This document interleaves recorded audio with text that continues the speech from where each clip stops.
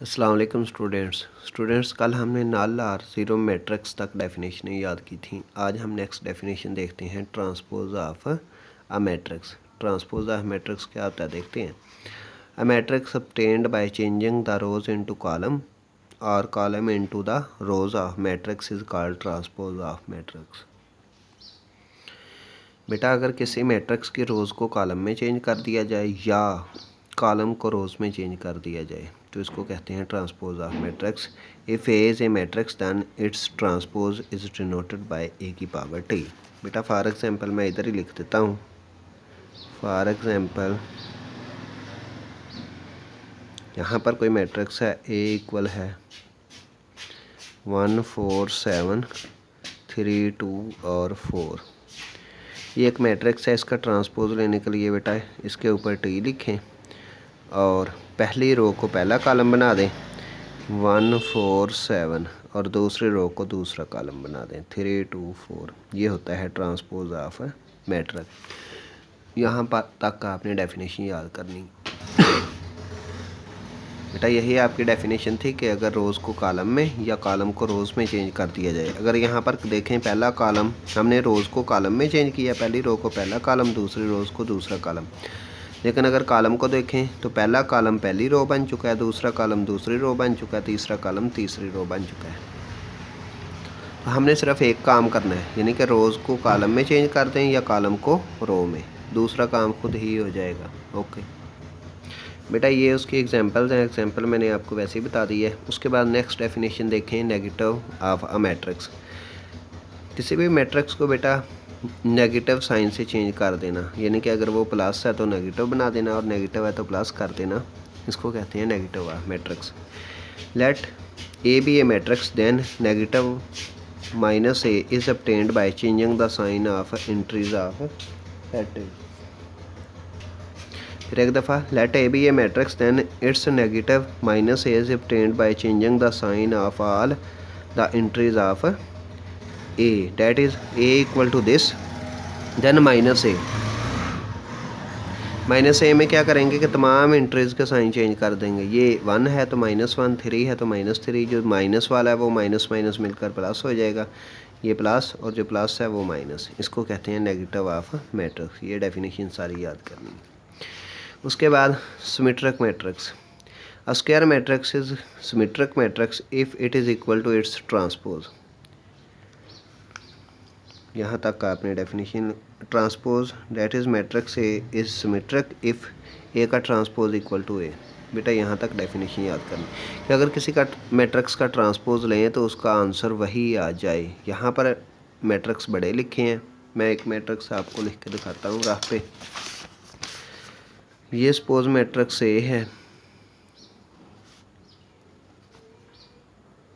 इसके अंदर एलिमेंट लिखते हैं 2 0 0 2। ये एक मैट्रिक्स है और अब इसका अगर ट्रांसपोज लें तो क्या होगा, फर्स्ट रो को फर्स्ट कॉलम बना दें और सेकंड रो को सेकंड कॉलम बना दें। अब चेक करें ट्रांसपोज लेने से पहले और ट्रांसपोज लेने के बाद कोई फ़र्क नहीं आया, तो ये आपस में क्या होंगे, hence A is asymmetric matrix. तो फिर क्या होगा, hence A is symmetric matrix. तो बेटा ये थी उसकी एग्जांपल। वहाँ पर बड़ा सेट लिखा हुआ था मैट्रिक्स, मैंने छोटे से आपको समझा दिया। बेटा इससे नीचे देखें तो skew symmetric matrix. A square matrix is said to be the skew symmetric matrix if A का transpose equal to minus A. बेटा अगर ए का ट्रांसपोज लें तो माइनस ए के इक्वल आ जाए। समझाता हूँ, यहाँ पर ये मैट्रिक्स बड़ा लिखा हुआ है, 3/3 का मैं 2/2 से समझा देता हूँ। ये एक मैट्रिक्स है बी, इसमें एलिमेंट है 0 -4 4 0। इसका अगर ट्रांसपोज लें तो बनेगा, फर्स्ट रो को फर्स्ट कॉलम बना दें 0 -4, सेकंड रो को सेकंड कॉलम बना दें 4 और 0। अब अगर इसके और इसके एलिमेंट को देखें तो एलिमेंट वही है, लेकिन यहाँ पर -4 है, यहाँ पर +4 है, यहाँ पर +4 है, यहाँ पर -4 है। तो क्या होगा, बी का ट्रांसपोज यहाँ से माइनस कॉमन ले लें, जैसे ब्रैकेट से बाहर लेते हैं, ये वही माइनस, 0 का साइन चेंज नहीं होता, माइनस कॉमन लेने से 4 का साइन -4 हो गया और -4 है जो वो +4 बन जाएगा और फिर ये 0। तो अब चेक करें ये वाला मैट्रिक्स और ये वाला मैट्रिक्स अब इक्वल हो चुके हैं, यानी कि बी का ट्रांसपोज था जो वो माइनस बी के इक्वल था। इसी तरीके से अगर मैं सेट का नाम ए रखता तो वो माइनस ए के इक्वल होता। This is called skew symmetric matrix. तो बेटा ये एग्जांपल आपने ना साथ बुक पे लिख लेनी है, क्योंकि बुक के ऊपर ये देखें बड़ी बड़ी एग्जांपल दी हुई हैं। तो ये दो एग्जांपल जो आपको बताई हैं सिमेट्रिक की और स्क्यूसिमेट्रिक की, तो नीचे फिर लिख देना hence B is symmetric matrix. ये बेटा इसकी एग्जांपल देने के लिए ऐसे ही छोटा सा सवाल हल करना पड़ता है, इसलिए आपको छोटा सा क्वेश्चन साथ बता दिए कि ये उसकी एग्जांपल के तौर पर। ये बेटा पेज नंबर 7, इसके ऊपर 3 इंतहाई अहम डेफिनेशंस हैं जो बार बार पेपर में आती हैं। तो अब ये करते हैं डायगोनल मैट्रिक्स। डायगोनल मैट्रिक्स क्या होता है पहले डेफिनेशन पढ़ लें, फिर एग्जांपल से समझाता हूँ। A square matrix is called diagonal matrix if at least any one of the entries of its diagonal is not zero and non diagonal entries are zero. यहाँ पर स्क्वायर मैट्रिक्स बहुत आम है, डायगोनल मैट्रिक्स के लिए square matrix होना ज़रूरी है। अब इसकी एग्जांपल समझ लें बेटा। डायगोनल मैट्रिक्स,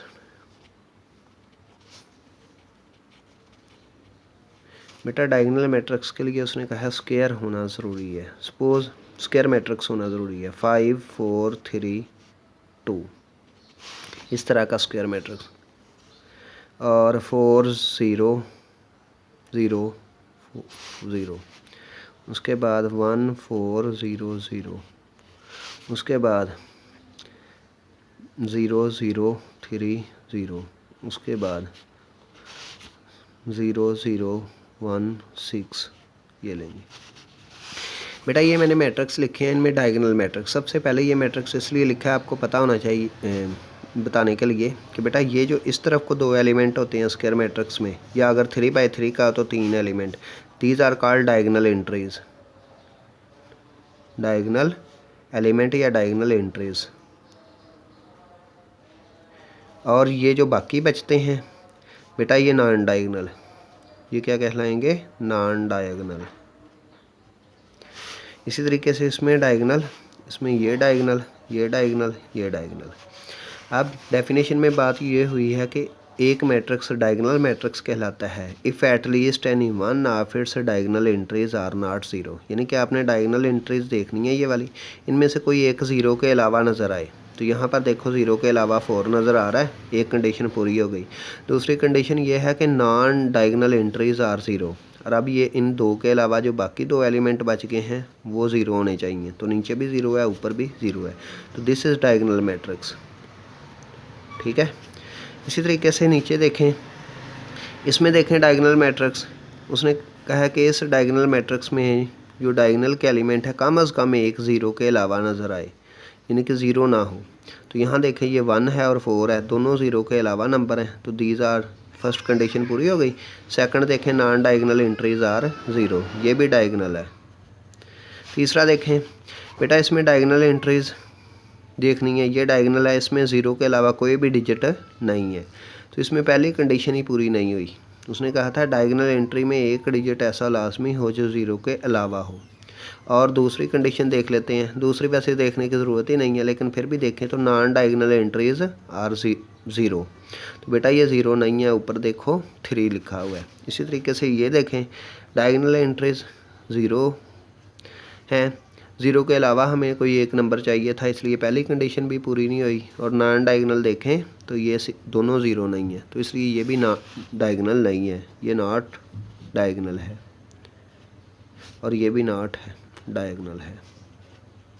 तो बेटा ये सारे इसलिए लिखकर आपको समझा दिया ताकि आपको अच्छे से पता चल जाए। मैं फिर पढ़ता हूँ। A square matrix is called diagonal matrix if at least any one of its entries of its diagonal is not zero and non diagonal entries are zero. ये नीचे सारे एग्जांपल हैं, इनमें से कोई एक लिख दें, या जो मैंने आपको 2 बाई 2 की बताई है उसमें से लिख दें, ये वाली सारी 2 बाई 2 की। उसके बाद स्केलर मैट्रिक्स।